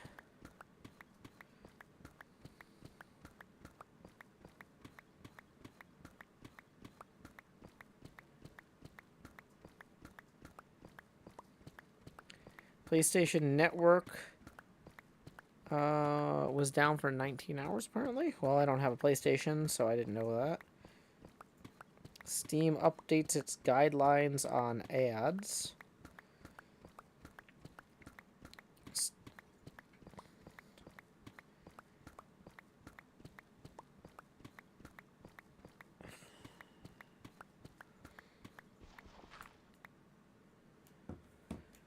Wow, so Steam is basically, so Developers should not utilize paid advertising as a business model inside their games, such as requiring players to watch or otherwise engage with advertising in order to play, or gating gameplay behind advertising. If your game's business model relies on advertising on other platforms, you will need to remove those elements before shipping on Steam. Developers should not use advertising as a way to provide value to players, such as giving them a reward in-game for watching or interacting with advertising in the game. Developers should not charge other developers for access to Steam features. These include sale pages, bundles, store pages, franchise pages, etc. Oh, interesting. So, like, let's say that I had a game. I couldn't do a blog post promoting somebody else's game on my games page for like $4,000. That would be bad. Interesting. Yay, Valve. This is good.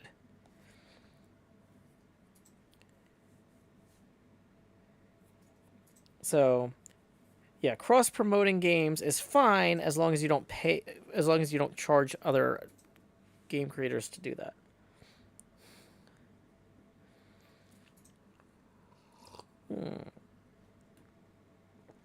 Sid Meier's Civilization 7 VR announcement trailer. Oh no, that sounds dangerous. Cause like it's really hard to eat and drink in VR, and playing Civ is like a marathon game. Like a lot of people would just sit there and play it for like 6 hours. So that doesn't seem great. Let's see.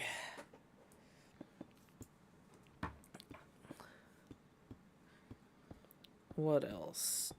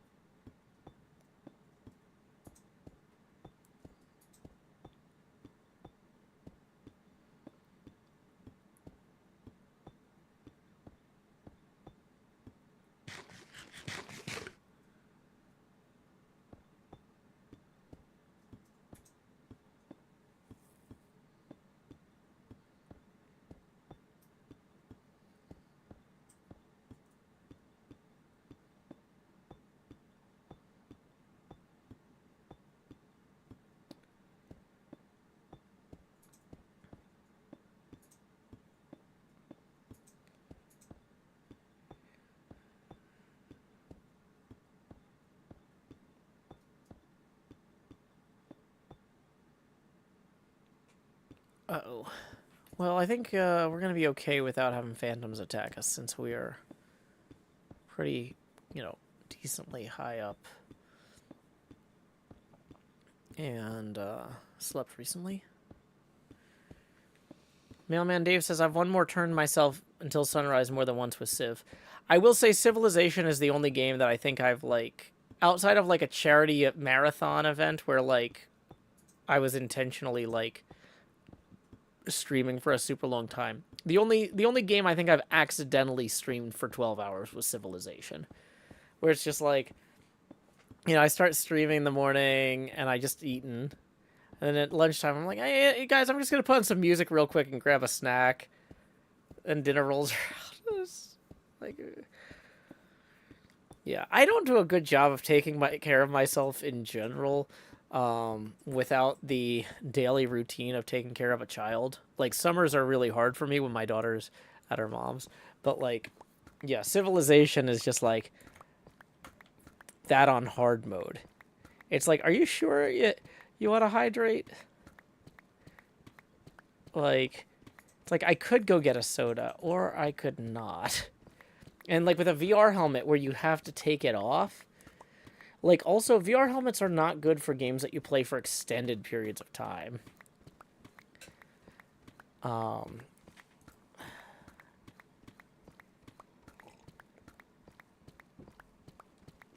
Magic says, I also had to stop playing 4X games. One more turn too many times. Yeah.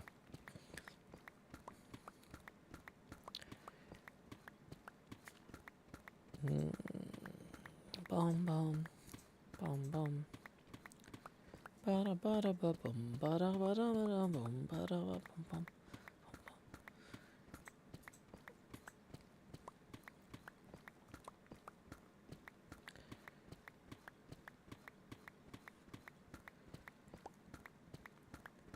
Yeah, I mean, the thing is, though, maybe they're betting. Okay, because, like, each Civ game, usually there's, like, 5 to 7 years, I think, between Civ releases. Okay, actually, Wiki Civ franchise.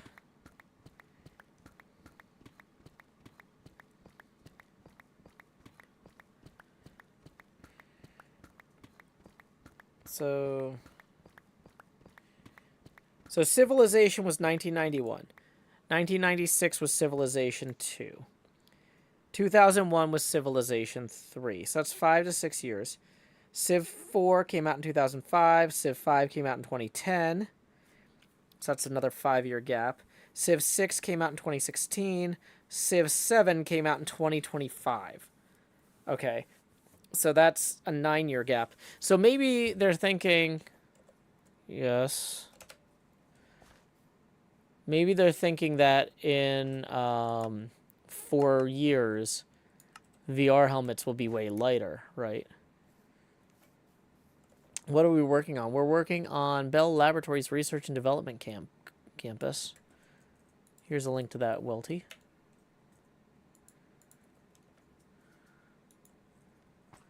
Scar says, do I buy it? The reviews are mixed. I have waited to buy it. I feel like I should not buy Civilization 7 for myself in a month where I have not put out 5 HermitCraft videos. So far this month, I've put out 1. So, yeah. I think if I feel like I've got a good tempo with my stuff, then I can, as a treat, buy Civilization. But, like... Or, like, that's going to be...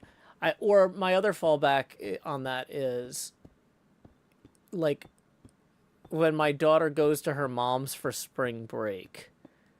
Scar says, I've put out 1 video this month. I've only put out 1 video this month, too.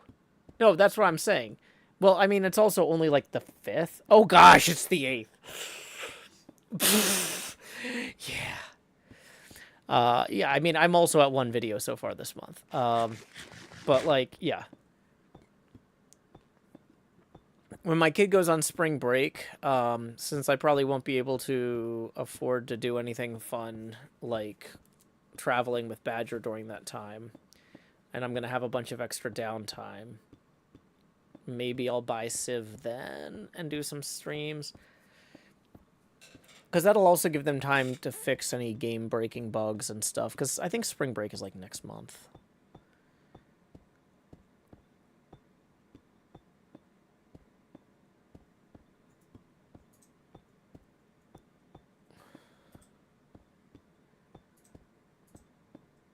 But yeah, I don't know. Scar says, wait, that might have been in January. I think I'm at 0 then. Uh-oh, somebody's got a horn.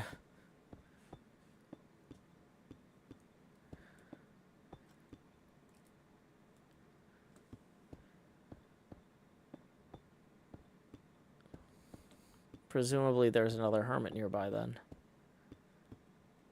You know, I actually probably should turn off horn sounds, and just in case... Because we can't have the Moby Dick VODs get copyright struck. So, yeah. Turning off music discs and horns.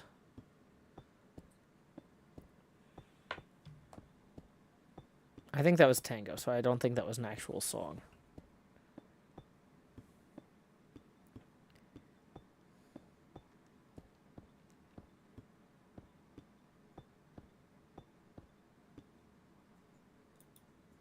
Okay, so time to start breaking this down.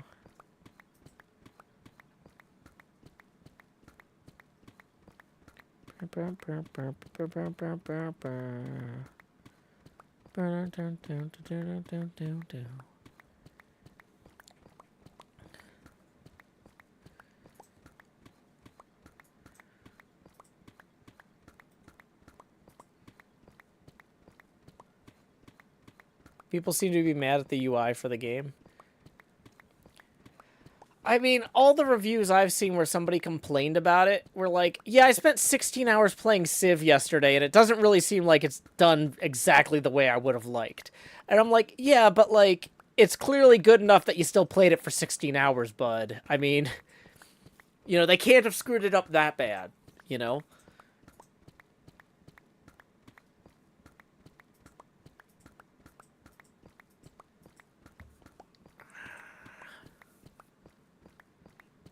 Welcome, NJ Coffee Junkie. Glad you could join us. MJ Alpaca says, oh yeah, the UI is trash. Is it really? That's unfortunate. I really liked the UI in Beyond Earth and Civ 5. Civ 6 was fine. But MJ says, it's fun enough that I can live with it until they fix it. What in particular is wrong with the UI, MJ?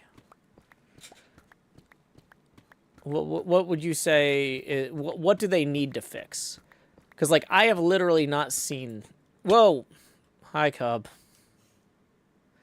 Joe, I know you want to buy a horn, which is why I have brought you down into this place. Good day. Let me just box this off here. There we go. Okay. Yeah, So, Joe, I got a great option for you on these horns, okay? Check this out. Check this out. If you has B-dubs ever been a problem? Check out this classic. Wow. There you go. Amazing. You go. Think about this. Have you ever looked at something and thought, what is that? Constantly. That's why I carry an encyclopedia and a magnifying glass. That might be the one for you then. That might be the one for you. And if you ever think that thing you're looking at could be ZF? I mean, it might be. Yeah. Yep. Yep. And then, of course, you got this. This is a classic one. I know you're going to appreciate this one. There you go. It's there like I'm there. Any of those of interest, Joe? Any of those of interest? Not really. I turned off my horn sounds earlier because I was worried about copyright strikes during the Moby Dick stream. I'm out. I'm out. Excuse me, Joe. I just gotta. There we go. Okay. All right. We're just gonna. Yep. Okay. Perfect. Perfect. Oh well. Now we've done it. Now.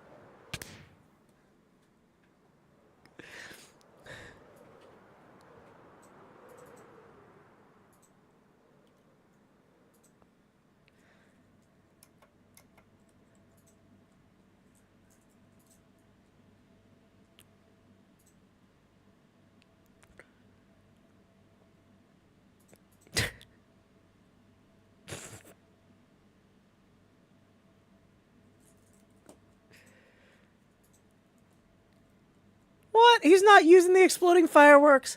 Doesn't Cub know you're supposed to get high off your own supply?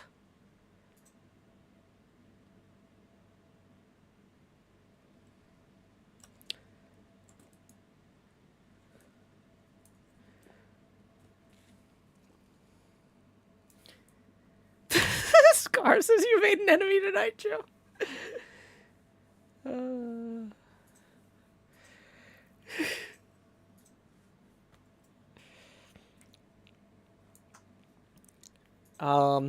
MJ says the UI in Civ 7 doesn't give you enough info at a distance. The buildings are visually difficult to distinguish at a glance. I've walked my units right past enemy units in my territory without noticing them. Lakshmi13 says, sitting here by myself giggling like a maniac. I'm glad. You seem so excited to show you as well. Cub will remember this?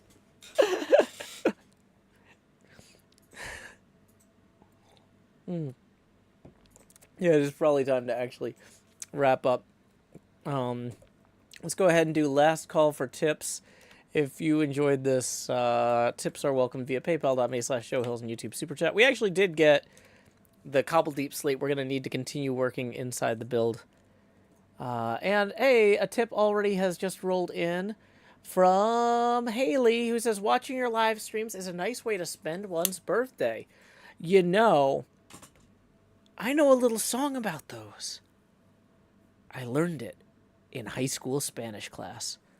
Feliz cumpleaños a ti. Feliz cumpleaños a ti. Feliz cumpleaños a Haley.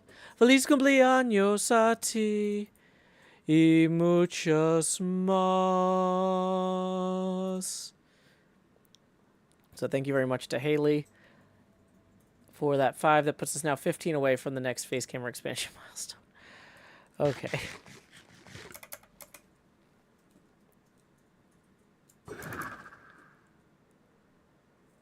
Boy, there's a lot of these guys wandering out in the water. They probably went out there to fight monsters. I guess. Do they just keep spawning more because the guys keep seeing enemies? Everybody says it's really hard to keep villagers alive, but, like, I don't know. This seems like having this huge unlit area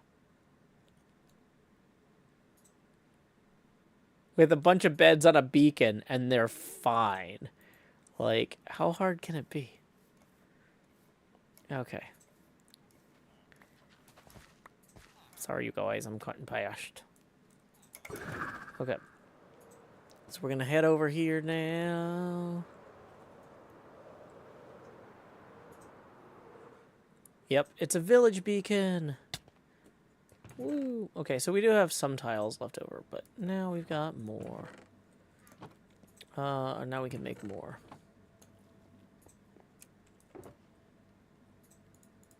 Bum, bum, bada, bada, bum. I feel like I'm not going to be able to tell. I'm not detail-oriented enough to notice when a box has a mix of cobbled deep slate and normal deep slate. So let's move this one over here, where we can easily grab that. Also, let's go ahead and actually make... I wanted to make some tiled deep slate stairs and see how I feel. Or, yeah, tiled deep slate stairs, yeah. See how I feel about those jutting out from this. I feel like that might be interesting. Also, we need to fill in the actual pathway. We got a lot to do. We got a lot to do this week, you guys. Okay, it's going to be a lot of fun. Okay. Where can we safely land? Okay. Huge build going on here. Hey, we got a tip rolling in. Let's see who it's from. It's from Haley for another 3, who says, thank you. It was amazing. Well, thank you for sharing a small part of your birthday with us. I hope you had a great time today. And I hope the remainder is fine as well. Okay. So that means that, yep. That has given us some calibration on how long it's taken for the PayPal tips to roll in. So thank you very much to Haley for that. We're going to go ahead now and we are going to see who else is live that we can raid. Let's make sure that Twitch is muted so we don't have a last minute copyright strike problem. Don't want to deal with them.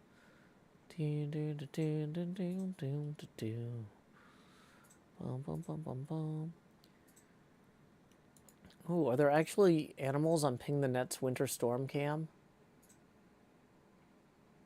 No, just Winter Storm.